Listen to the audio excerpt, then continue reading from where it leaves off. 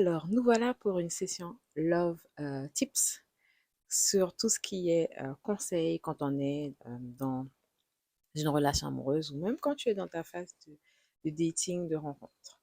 Alors, premier point important pour vous, jeune femme, femme, première chose, restez authentique. L'authenticité, c'est un mot, je pense que vous entendez beaucoup.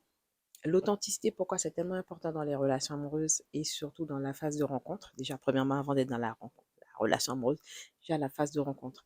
C'est une phase très importante parce on est là pour se découvrir. On est là aussi pour voir la compatibilité aussi, s'il y a la connexion, s'il y a l'alignement, s'il y a l'alchimie et faire en sorte d'être une femme authentique parce qu'une femme qui est authentique va beaucoup plus marquer les esprits qu'une femme qui veut être un peu en mode m'as-tu vu, attention. Et je ne dis pas qu'une femme qui veut de l'attention, c'est négatif. Attention. Je dis juste que quand vous êtes dans cette phase de rencontre, que vous êtes, comme on est dans la rencontre, on rentre dans l'autre, d'accord?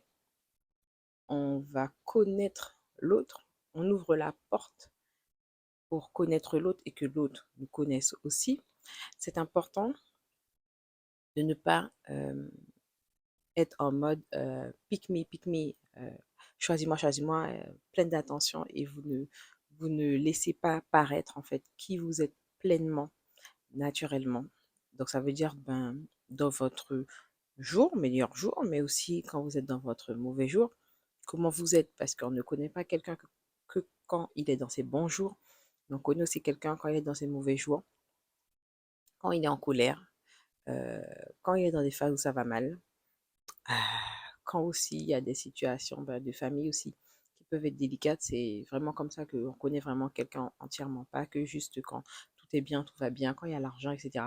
C'est aussi comme ça que l'on voit vraiment la personne dans son authenticité et qu'on voit aussi est-ce que c'est un caractère aussi, dans le caractère aussi que l'on voit si vraiment ça ira avec nous. Deuxième point, ne soyez pas une forceuse. Parce qu'on sait très bien que, mesdames, des fois, nous pouvons être dans nos phases relationnelles amoureuses des forceuses. D'accord? Parce que des fois, du fait qu'on est dans notre énergie féminine, dans nos émotions, on est chargé sur nos émotions, comparé aux hommes qui sont beaucoup plus sur le rationnel, on va avoir tendance à se dire que on va changer l'homme, qu'on va bâtir l'homme, alors que ce n'est pas notre rôle. On s'accapare des syndromes, des figures qui ne sont pas nôtres, de vouloir faire la mère, la sauveuse, l'infirmière, etc. Non, vous n'êtes pas là pour changer, pour bâtir un homme. D'accord? Vous êtes là, en fait, dans cette phase de rencontre, pour vraiment créer un espace, une safe place, où chacun accueille pleinement qui il est, où chacun aussi est dans sa phase de transformation avec l'autre. Et que l'énergie que vous investissez, ça va le driver en cet homme. Et de lui-même, pour la personne qu'il aura choisi d'être avec cette personne-là, ça va le faire changer par lui-même. Mais c'est pas votre job de le changer en fait. Et ou encore où je dis des fois il y a un petit peu le caractère de forceuse où quand vous dites bon il n'est pas encore machin, bon il n'est pas très top top, mais bon je le prends. Ne choisissez pas quelqu'un si c'est pas votre choix pleinement choisi en fait. N'allez pas prendre quelqu'un par dépit, parce que vous dites bon allez en attendant, non, vous n'êtes pas là pour forcer. Et en fait votre phase en fait de célibat, en fait, c'est une phase, en fait, aussi où vous vous épanouissez. Vous êtes là pour fleurir et vous travaillez pour que vraiment, vous puissiez être vraiment dans votre pleine féminité, votre plein épanouissement, pour que vraiment, quand arrive ce moment de choisir, que vous puissiez choisir en conscience la personne et pas par dépit. Autre point encore, sois la bonne personne avant de rencontrer la bonne personne.